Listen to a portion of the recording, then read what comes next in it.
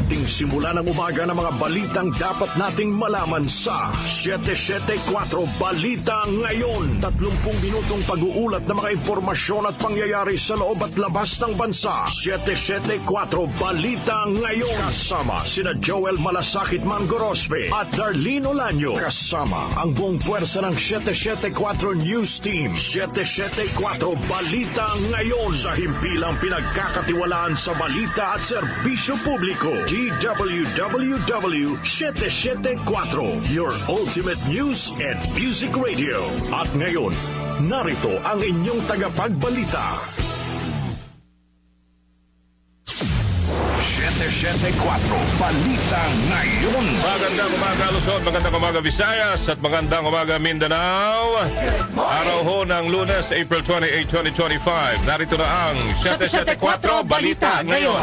774 Balita Ngayon. At sa ating headlines, taas presyo sa mga produktong petrolyo asahan na ngayong linggo. Pamahagi ng ayuda o anumang ayuda ipagbabawal ng COMELEC simula sa May 2 hanggang sa mismong araw ng eleksyon. Bilang naman ang pamilyang Filipino na itinuturing ang kanilang sarili na mahirap, tumaas. Mas maraming K9 units na deploy sa mga istasyon ng MRT3 at LRT kapalit ng X-ray scanners. PRP Apolinario Mabini binuntutan ng barkong pandigma ng China sa gitna ng isinasagawang palikatan exercise. Mahigit 10 katao patay, higit 20 iba pa sugatan matapos saruruhin ng isang sasakyan ang mga dumadalo sa Lapu-Lapu Day sa Vancouver, Canada. At sa Metro News, toy cup guns sa mga baril na laruan nasabat sa NAIA. Sa Technology News, pagkakaroon ng diabetes habang nagbubuntis, nagpapataas sa risk ng pagkakaroon ng autism ng sanggol batay sa pag-aaral. At sa ating lifestyle news naman, isang walk tour para kay National Artist for Literature Nick Joaquin, handog ng NCCA. Sa atin namang music trivia, ngayong petsa, inilabas ng isang American rock band ang kanilang debut album. Sino ang American rock band na ito? Alamin. At sa balitang kakabay, isang lola sa Turkey pinatawa na mahigit 4 na taong pagkakabilanggo makaraang paluin ng tsinelas ang kanyang apo. Oras alas 6:39 ho ng umaga, kami ho yung mga tagapagbalita, Joel Malasakit Mangorospe. At Darlene Olanyo. At sa detalye ng mga naglalagab live at totoong mga balita. 774 Balita Ngayon. Dahil nagkaamba na naman hong taas presyo sa mga produktong petrolyo ngayong linggo at sa pagtaya ho ng mga industriya ng langis na kasaad na posibleng tumaas ng 1 peso and 20 centavos hanggang 1 peso and 50 centavos ang presyo ng kada litro ng gasolina.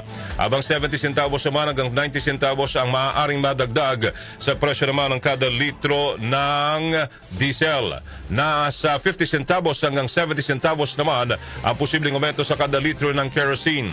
Ayon po sa Department of Energy, ang inaasahang oil price hike ay bunsod ng bagong pataw na sanksyon ng Amerika sa oil shipping ng Iran at ang pagbagsak ng crude inventory ng Estados Unidos. 774 Balita Ngayon. Ipinagbabawal ng COMELEC ang pamahagi ng anumang uri ng ayuda 10 araw bago ang May 12 elections. Ayon kay COMELEC Chairman George Garcia, iiral ang 10-day ban sa distribusyon ng mga ayuda mula May 2 hanggang sa mismong araw ng eleksyon sa May 12. Kabilang sa sakop ng ban ay ang Assistance to Individuals in Crisis Situations o AICS, tulong panghanap buhay sa ating disadvantaged o displaced workers o tupad, Pantawid Pamilyang Pilipino Program o 4Ps at ang ayuda para sa kapos ng kita program o AKAP. Sinabi pa ng COMELEC na walang government agency o local government units ang papayagang mamahagi ng ayuda sa nabanggit na mga petsa kahit pa una nang nakakuha ng exemption certificates ang mga ito. Inihiyag pa ng COMELEC na tanging medical at burial assistance lamang ang exempted sa ban dahil tinuturing itong mahalagang serbisyo na nangangailangan ng agarang tugon. Sa ilalim ng Omnibus Election Code, ang mga lalabag sa ban ay maaaring mapatawan ng parusang pagkakabilanggo. 774 Balita Ngayon. Samantala, mga lokal na kandidato sa Maynila nagkakagulo dahil sa show cause orders ng COMELEC. Detalye po ihatid ni Gina Mape. Ilang araw bago ang tinakdang halalan sa Mayo 12, palala ang sigalot sa pagitan ng mga lokal na kandidato sa lungsod ng Maynila na nagugat sa mga pinalabas na show cause order ng Komisyon ng Eleksyon. Ang tatlong namumunang kandidato sa lungsod ay nakatanggap na ng show cause order mula sa COMELEC dahil sa issue ng vote buying at abuse of state resources. Lumilikha na rin ang matinding trapiko at ingay sa lansangan ang mga dinaraos na motorcade, meeting the advance at pagbahay-bahay ng mga kandidato sa lungsod. Nitong weekend, dumalo sina Vice President Sara Duterte at dating Senador Manny Pacquiao sa campaign rally sa Baseco Compound at Santa Ana kung saan nagbitaw ng mainit na pahayag ang Vice Presidente laban sa isang kongresista ng Maynila na isa sa mga nagpasimuno ng impeachment complaint laban kay BP Sara. Si Pacquiao naman ay nangako ng pakikiisa sa pagpapaangat ng buhay ng mga maralita sa lungsod. At kagabi, nagwala ang isang kandidato sa pagka-vice-alkalde dahil sa tarpaulin na nagsasaad ng kanyang pagsuporta sa isang kandidatong alkalde. Sa campaign caucus naman ng isang kandidato bilang mayor sa Moriones, Tondo na pilitang gumamit ng megaphone dahil pinataya ng ilaw at sound system sa gitna ng pagtatalumpati. Nang suriin, putol ang malaking kable na nakonektado sa pailaw at sound system habang nagtatalumpati ang kandidato sa entablado. Kaya para sa kanila, sila ay sinabotahe. Ayon sa naturang mayoralty candidate, gigit na ginising ang damdamin ng mga tao dahil sa nangyari lalo na sa mga naniniwala na hindi na dapat maluklok ang mga dating politiko sa Maynila. Samantala, may mga kandidatong tumanggap ng show cause order ang nakapagsumiti na ng kanilang paliwanag sa COMELEC na nagtatanggi sa mga alegasyon ng vote buying at abuse of government resources. Ako si Gina Mape ng DWWW 774, your ultimate music radio. Maraming salamat, Gina Mape. 774 Balita Ngayon. Alas 6:43 ang umaga, tumaas po ang bilang ng mga pamilyang Pilipino na itinuturing ang kanilang sarili na mahirap. Sa latest Self-Rated Poverty Survey na isinagawa ng Strat-Based Group at Social Weather Stations o SWS, nakasaad na tumaas sa 55% ang pamilyang Pilipino na nagsabing sila ay mahirap mula sa 52% na naitala noong Marso at 51% noong Pebrero. 32% naman ang nagsabing sila ay hindi mahirap, habang 12% ang nagsabi na sila ay nasa borderline. Naitala rin sa survey na pinakamataas ang self-rated poverty sa Mindanao na nakapagtala ng 70%. Sinundan naman ito ng Visayas na may 67%, Metro Manila na may 45% at Luzon na may 44%. Konsyerto naman sa palasyo para sa mga OFW. Idinaos sa Malacanang, Cheryl Salazar sa report.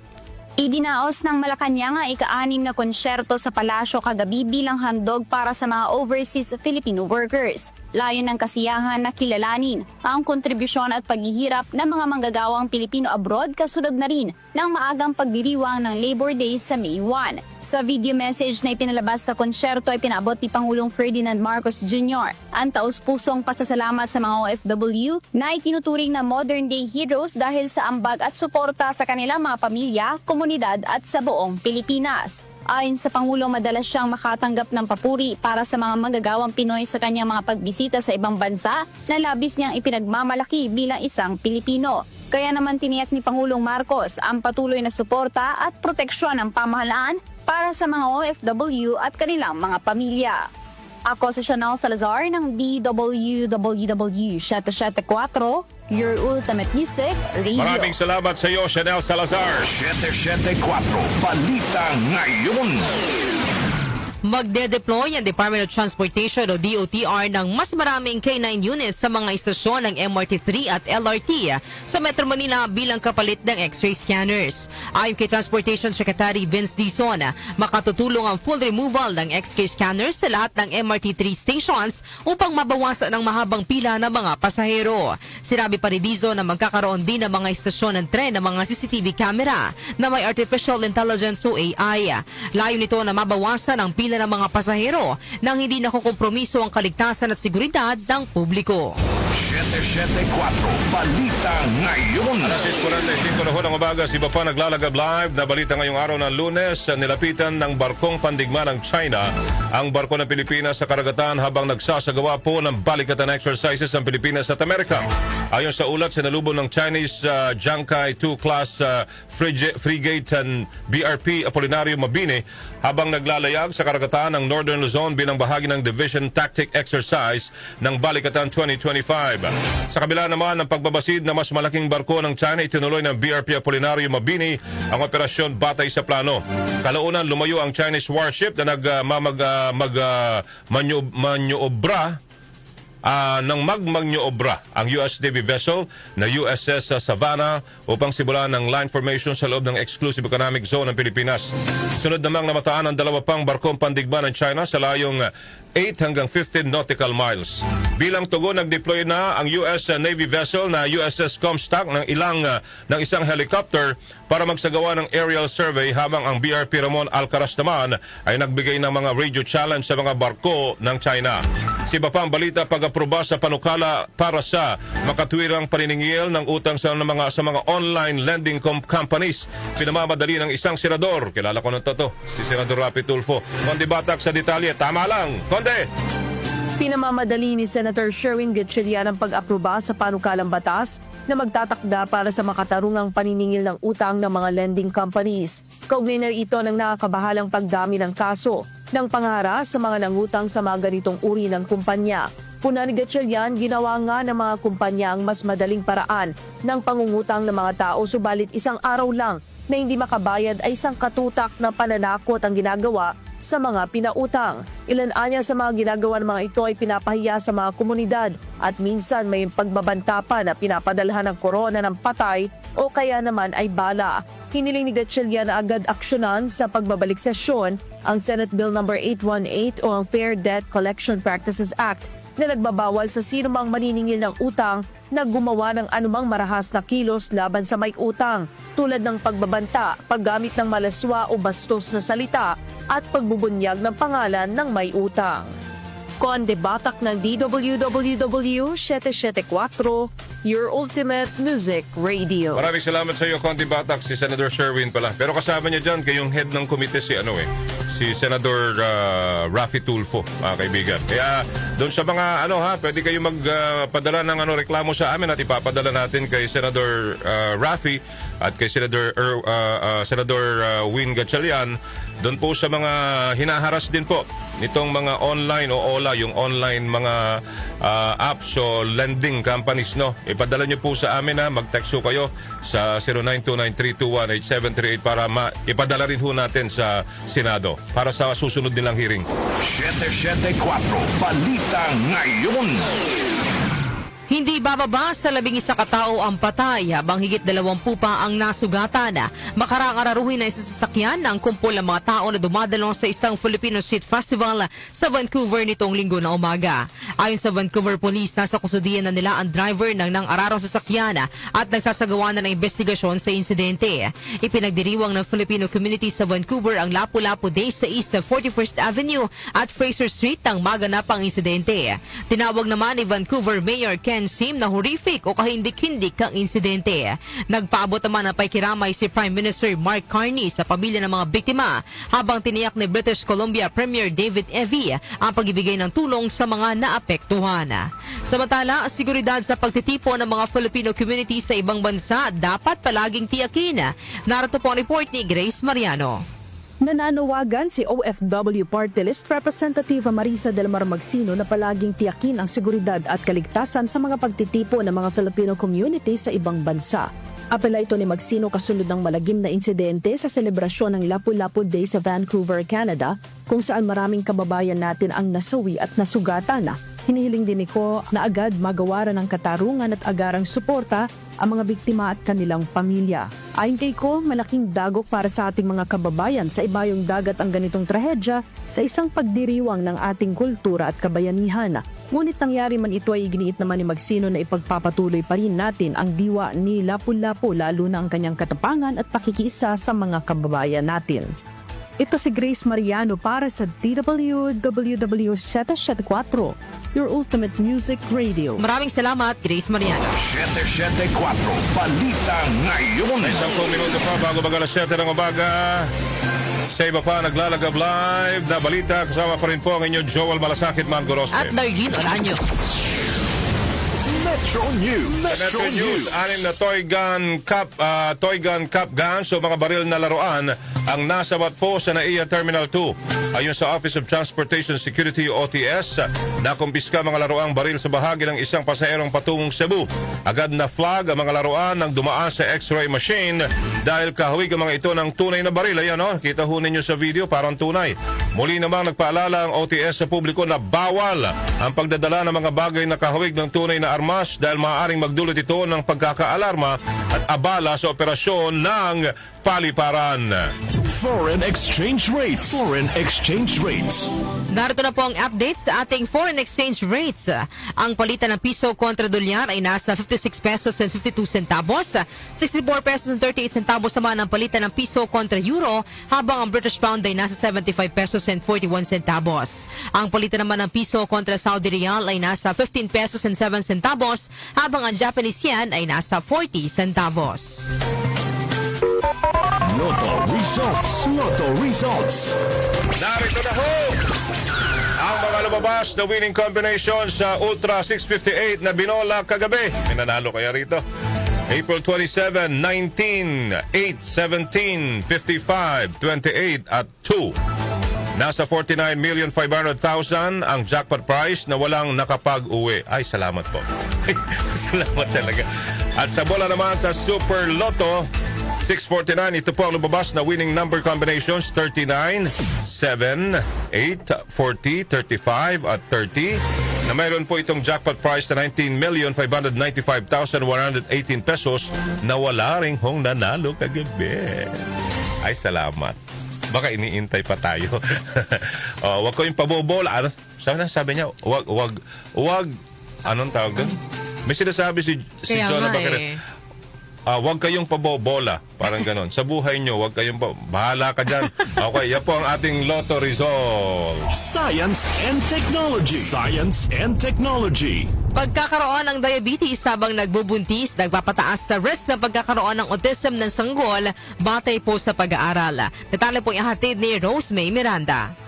Isang bagong pag-aaral ng mga mananaliksik ang nagpapataas ng katibayan na nauugnay ang pagkakaroon ng diabetes sa panahon ng pagbubuntis sa mas mataas na panganib na mga problema sa utak at nervous system ng mga bata kabilang ang autism.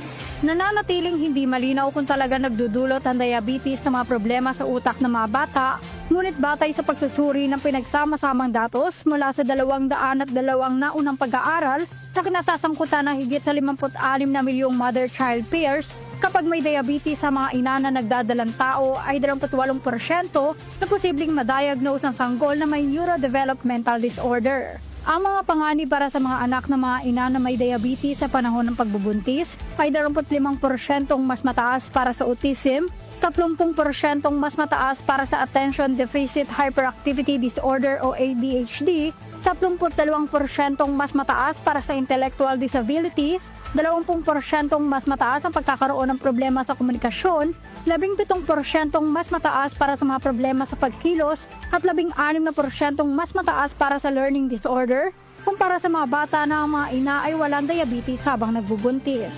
Sa ulat ng mga researchers sa The Lancet Diabetes and Endocrinology, ang diabetes na na-diagnose bago ang pagbubuntis ay lumilitaw na nagdudulot ng 39% mas mataas na panganib para sa isa o higit pang mga neurodevelopmental disorder kumpara sa gestational diabetes na nagsimula sa pagbubuntis at kadalasan ay nawawala kalaunan.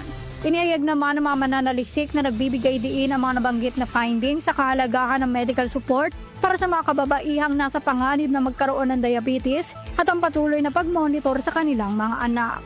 Ako si Rosemay Miranda para sa DWWW Shate 4, Ultimate Music Radio. Maraming salamat, Rosemay Miranda. Lifestyle News. Lifestyle News. Ito naman isang walk tour para kay National Artist for Literature, Nick Joaquin. Handog ng NCAA. Detalyated po ni Mika Fajardo. Mika. Magsasagawa ang National Commission for Culture and the Arts o NCCA katuwang Pinoy Reads Pinoy Books o PRPB ng isang libreng literary walking tour para kay National Artist for Literature Nick Joaquin sa Intramuros sa May 3. Ayon sa isang social media post ng PRPB, ang landas na tatahakin sa tour ay naka-impluwensya sa buhay ni Joaquin at nagsilbi ring inspirasyon sa national artist sa kanyang mga sikat na kwento at aktang pampanitikan na nila ay patuloy pa rin nauugnay sa panahon ngayon. Nakilala si Joaquin na sumulat din bilang Tejano de Manila sa kanyang mga akdang The Woman Who Had Two Novels, Manila My Manila, A History for the Young, at The Portrait of the Artist as a Filipino na naging inspirasyon sa entablado at screen adaptations ng Ang Larawan. Sa buong National Literature Month ngayong Abril, isinusulong ng NCCA ang pagdiriwang sa iba't ibang Filipino artists at kanilang literary works na nagpatingkad sa kultura, sining at pagkamalikhain ng mga Pilipino. Ako po si Mika Fajardo ng DWWW 774 Girl Family Music Radio. Maraming salamat sa iyo, Mika Fajardo. Music Trivia. Music Trivia. Sa atin namang music trivia, ngayong petsa inilabasan ng isang American rock band ang kanilang debut album. Sino po ang American rock band na ito? Alamin po natin sa music trivia ni Kenny Gacosta. Blessed Monday morning, narito na ang hatid ko sa inyong music trivia. Ngayong petsa na ito, April 28 taong 1969, nirelease ng American rock band na Chicago Transit Authority ang kanilang debut album na may kaparehong titulo. Ang Chicago Transit Authority ay kalaunay pinalitan ng kanilang band name na tinawag na lamang bilang simpleng Chicago. Umabot sa number 17 sa Billboard 200 noong 1971 ang Chicago Transit Authority album at nanatili sa music chart sa loob ng 171 linggo. Kabilang sa mga kanta sa naturang album ang Does Anybody Really Know What Time It Is, Questions 67 and 68 at ang Beginnings. Ang Chicago Transit Authority album ang nagbigay ng nominasyon sa Chicago bilang Best New Artist of the Year sa Grammy Award noong 1969.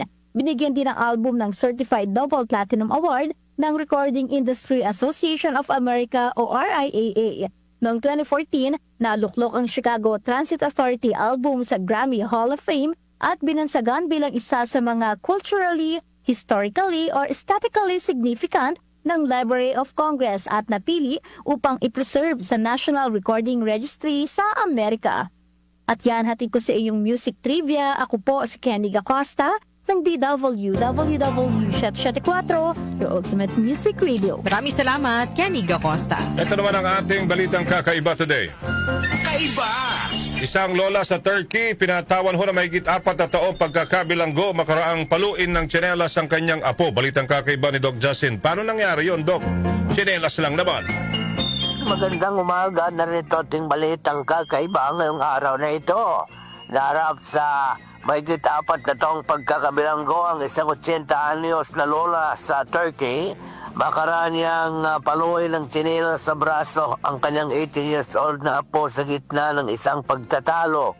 Si Lola Haseye Kaitan na ang nag-alaga sa kanyang apong babae na si Vural mula nang maghiwalay ang mga magulang nito. Kaya naman labis na lamang ang pagprotekta niya dito.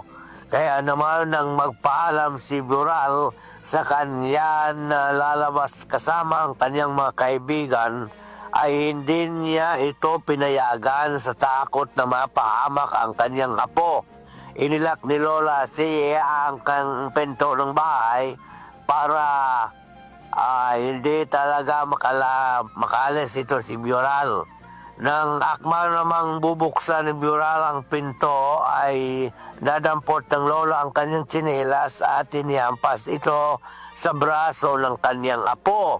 Sa pagkabigla, napalo naman ni Vural ang kanyang lola ng cellphone sa ulo at nagdulot ng pagdurugo. Agad namang tumawag ng ambulansya si Vural upang madala sa ospital ang kanyang lola. Wala naman sanang balak ang maglola na palakihin pa ang kanilang pag-aaway, pero mismong responder sa ambulansya ang nag-report ng insidente sa ospital. Nakalaon ay inuulat naman sa mga pulis. Sa kabila naman ang pagpapaliwanag ng maglola na nagkaayos na sila at isa lamang ay pamilyang nangyari, ay tinuturing pa rin itong isang kaso hanggang sa pinatawan na ng sentensya si Lola Haseye. Sa inilabas na desisyon ng korte, nakasad na pinapatawa ng 2 years and 6 months na pagkakakulong si Lola Haseye dahil sa kasong depriving a person of their liberty by using force, threat or deception, at karagdagang 2 years and 6 months dahil sa paggamit na nga nila yung weapon laban sa kanyang apo. Ang saklap, well, talagang ganon ang batas. Sabi nga nila, no one is above the law. The law may be harsh, but it's the law. Kaya ingat-ingat tayo lagi sa ating emosyon. Kontrolin natin hanggat maaari para hindi tayo malagay sa alanganin. Okay? Ako si Doc Justin. Just at ako. Thank you. Maraming salamat sa iyo, Doc Justin. At yan po ang kabuuan ng ating balitan ng araw na ito ng Lunes, April 28, 2025. At para po sa ating opinion ko, question sa araw na ito ay... Bakit marami pa rin ang nagsasabing sila ay mahirap? Alright, sagutin niyo ho yan mamaya. Magbabalik po ang ating programa. Bibigyan daan muna natin ang RMN Network News Nationwide hanggang 7:45 in the morning. Joel Malasakit Man Gorospi po. Dargin Olanyo. At ito ang 774 Balita Ngayon. Maraming salamat. 774 Balita Ngayon.